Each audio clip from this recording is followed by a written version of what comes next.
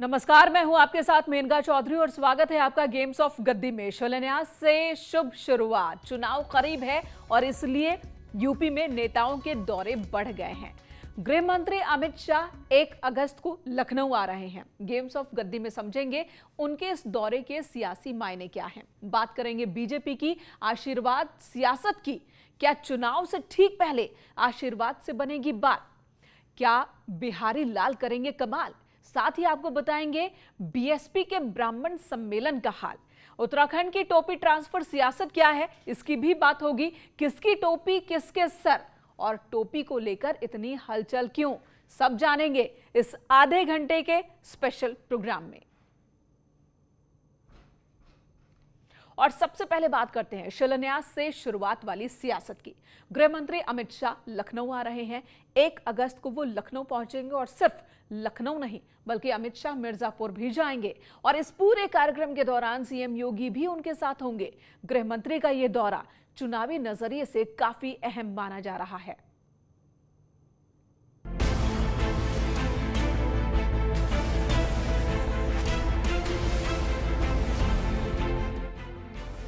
गृह मंत्री अमित शाह उत्तर प्रदेश आ रहे हैं। लखनऊ और मिर्जापुर में अमित शाह के कई कार्यक्रम हैं। लखनऊ में वो फॉरेंसिक लैब का शिलान्यास करेंगे। अमित शाह के दौरे को लेकर यूपी का सरकारी अमला हरकत में है। लखनऊ में जिस जगह पर उनका कार्यक्रम होना है उसका आला अधिकारियों ने जायजा लिया ताकि कार्यक्रम में किसी तरह की कोई असुविधा न हो। राजधानी लखनऊ के सरोजनी नगर इलाके में केंद्रीय गृह मंत्री UP state institute of forensic sciences का शिलान्यास करेंगे और शिलान्यास स्थल पर ही एक जनसभा का आयोजन भी किया जा रहा है। माना जा रहा है 2022 के विधानसभा चुनाव के लिए गृह मंत्री अमित शाह यहीं से बिगुल फूंक देंगे। 2017 में भी योगी आदित्यनाथ की सरकार क्राइम कंट्रोल और लॉ ऑर्डर के नाम पे आई थी, तो मान के चलिए कि अब तक की योगी सरकार का सफर जिस क्राइम कंट्रोल और बेहतरीन लॉ एंड ऑर्डर के नाम पर आगे बढ़ा है उसके आंकड़े भी पेश कर सकते हैं केंद्रीय गृह मंत्री अमित शाह। लखनऊ में गृह मंत्री Amit Shah institute of forensic sciences का शिलान्यास करेंगे। ये इंस्टीट्यूट सरोजनी नगर में 220 बीघा जमीन पर बनेगा। शिलान्यास के बाद अमित शाह एक जनसभा को भी संबोधित करेंगे। इस जनसभा में 2000 लोग शामिल होंगे। लखनऊ के बाद गृह मंत्री मिर्जापुर जाएंगे। यहाँ विंध्यवासिनी कॉरिडोर का शिलान्यास करेंगे। गृह मंत्री अमित शाह के इस दौरे के सियासी मायने भी निकाले जा रहे हैं। इसे अमित शाह का चुनावी शंखनाद भी कहा जा रहा है। 15 जुलाई को पीएम मोदी वाराणसी गए थे। उसके ठीक 16 दिन बाद गृह मंत्री लखनऊ और मिर्जापुर के दौरे पर हैं। गृह मंत्री के इस दौरे को बीजेपी की उस रणनीति का हिस्सा भी माना जा रहा है जिसमें केंद्रीय नेताओं के रेगुलर दौरे की बात कही गई थी। ऐसी भी संभावना है कि पीएम मोदी अगस्त के महीने में नोएडा आ सकते हैं। यहाँ वो जेवर इंटरनेशनल एयरपोर्ट का शिलान्यास कर सकते हैं।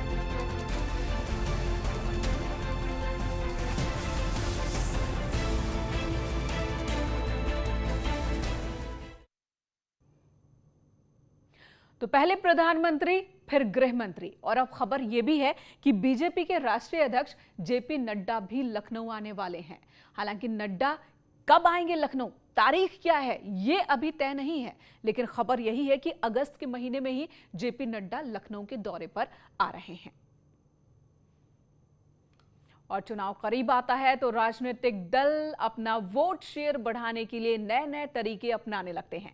कहीं कोई ब्राह्मण सम्मेलन कर रहा है तो कोई पिछड़ों को साधने के लिए पिछड़ा सम्मेलन कर रहा है। बीजेपी आशीर्वाद यात्रा कार्यक्रम चला रही है। मकसद क्या है ये सभी जानते हैं, लेकिन बीजेपी इसे सेवा भावना कह रही है।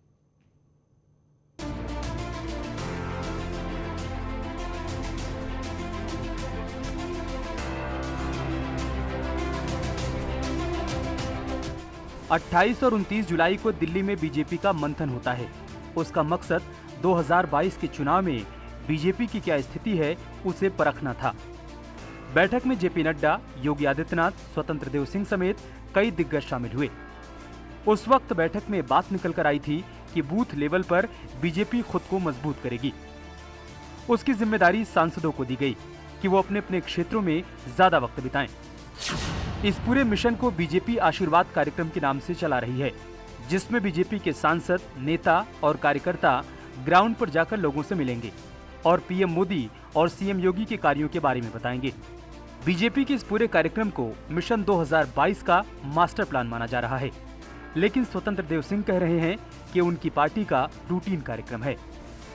कार्यक्रमों के माध्यम से और त्योहारों के माध्यम से हम लोग सेवा करते हैं और उनका सम्मान करते हैं और मठ मंदिर से जुड़े रहते हैं। ये हमारी परंपरा है। मतलब कोई अभी चुनाव आ गया इसलिए नहीं, ये प्रक्रिया 1951 से डॉक्टर श्यामा प्रसाद मुखर्जी, पंडित दीनदयाल उपाध्याय के बाद, देश की गौरव अटल बिहारी वाजपेयी जनसंघ बीजेपी की स्थापना के बाद ये परंपरा अनवर चल रहा है। आज आदरणीय मोदी जी के नेतृत्व में उसी परंपरा को, आदरणीय राष्ट्रीय अध्यक्ष नड्डा जी के नेतृत्व में उसी परंपरा को हम लोग आगे बढ़ा रहे हैं। बीजेपी यूपी में घर घर जाकर मुख्यमंत्री योगी के काम पर वोट मांगने का प्लान बना रही है और इधर लखनऊ में आरपीआई नेता रामदास अठावले ने सीएम योगी से मुलाकात की। अठावले ने ट्वीट कर बताया कि उन्होंने योगी से मुलाकात की है और यूपी इलेक्शन में गठबंधन को लेकर बातचीत की है। खबर है कि अठावले ने 10 सीटों पर चुनाव लड़ने की इच्छा जताई है। उन्होंने बीजेपी से 10 सीटें मांगी हैं।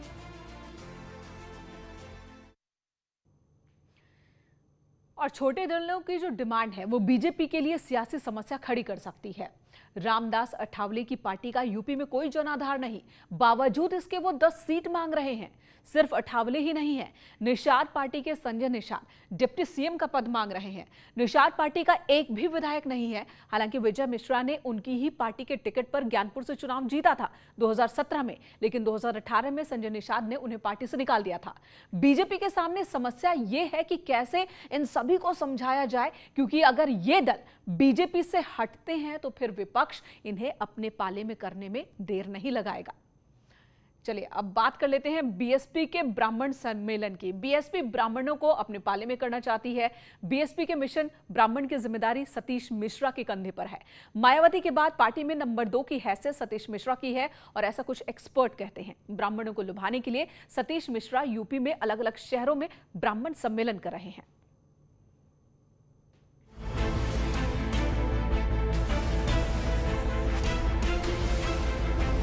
ब्राह्मणों को अपने पाले में करने के लिए बीएसपी ने सतीश मिश्रा को मैदान में उतारा है। सतीश मिश्रा यूपी के अलग अलग शहरों में ब्राह्मण सम्मेलन करते हुए मथुरा पहुंच गए। यहां उन्होंने श्री कृष्ण से आशीर्वाद लेकर ब्राह्मण सम्मेलन की शुरुआत की। मथुरा में जब उनसे पूछा गया कि चुनाव से पहले अचानक ब्राह्मण कैसे याद आ गए, तो उन्होंने कहा ये चुनाव की नहीं बल्कि सम्मान की बात है। ये ब्राह्मणों की याद हम लोगों को हमेशा रहती है। हम खुद ब्राह्मण हैं तो ब्राह्मण की याद तो रोज करते हैं। ये चुनाव के समय याद नहीं करते हैं। लेकिन जो ब्राह्मण नहीं है, जो ब्राह्मण उनको याद हो, ब्राह्मणों की याद अब आने लगी जब हम निकले हैं बाहर। हम लोग तो ब्राह्मणों को हमेशा से करते चले आ रहे हैं। एक सवाल ये कि जब समाजवादी पार्टी की तरफ से एक बड़ी परशुराम की मूर्ति बनाने का ऐलान होता है, जब ऐलान तो वो पिछले 4 साल से कर रहे हैं। अभी ऐलान ही तो चल रहा है, पिछले 4 वर्षों से ऐलान कर रहे हैं। सतीश मिश्रा ब्राह्मण सम्मेलन पॉलिटिक्स को मान सम्मान और हक का रंग दे रहे हैं, लेकिन सच्चाई तो ये है कि वो बीजेपी के खिलाफ ब्राह्मणों को एकजुट करना चाहते हैं।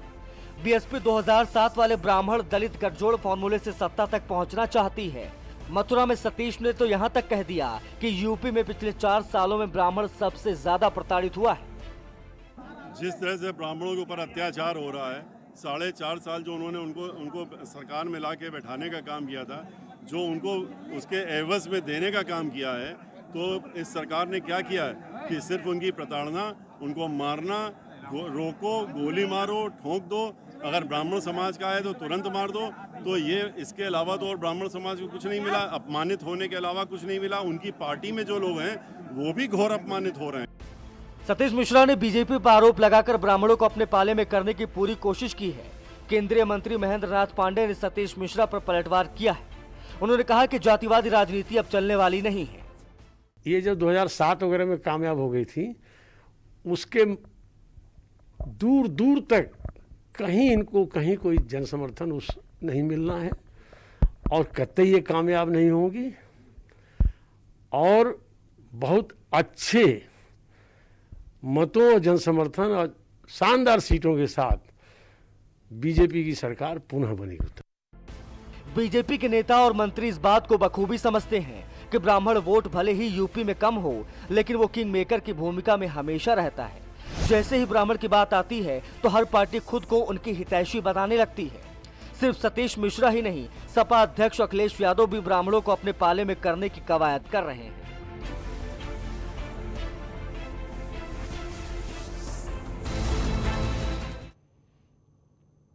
एसपी बीएसपी ब्राह्मणों को रिझाने में जुटी है तो बीजेपी की निगाह टिकी है पिछड़ों पर।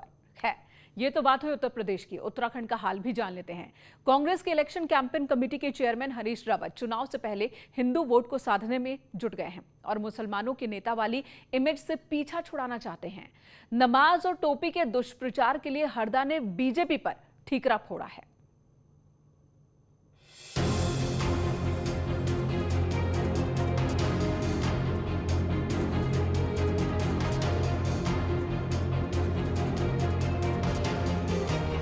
दो 2022 में कांग्रेस का इलेक्शन कैंपेन हरीश रावत के हाथ में होगा, लेकिन उससे पहले हरीश रावत अपने ऊपर मुस्लिम समर्थक होने का दाग धोना चाहते हैं और हिंदुओं की बात करने वाली बीजेपी को चुनाव में घेरना चाहते हैं। शनिवार को हरीश रावत ने 2 पोस्ट लिखे। एक में मुस्लिम टोपी का जिक्र किया और राजनाथ सिंह और अटल बिहारी वाजपेयी की टोपी पहने एक फोटो का जिक्र किया, जबकि दूसरे पोस्ट में जुम्मे की नमाज की छुट्टी का।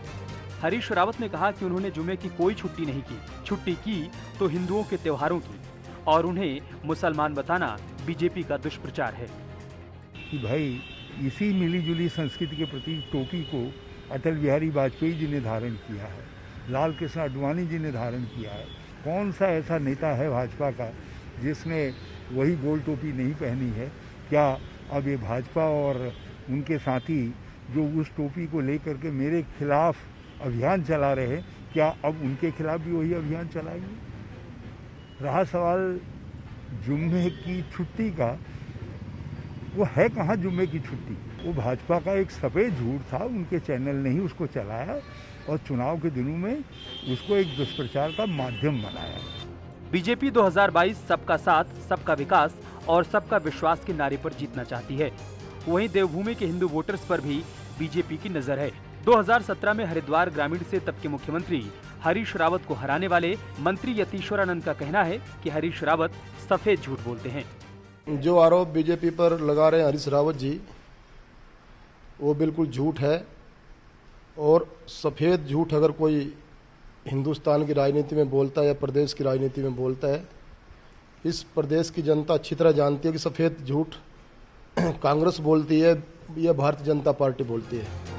2017 में हरीश रावत खुद 2 सीटों से चुनाव हारे और पार्टी सिर्फ 11 सीटें जीत पाई, और हरीश रावत को लगता है कि इस नुकसान में बड़ा रोल बीजेपी का रहा। इसलिए 2022 चुनाव से पहले हरीश रावत खुद को मुस्लिमों का नहीं बल्कि सबका नेता साबित करना चाहते हैं।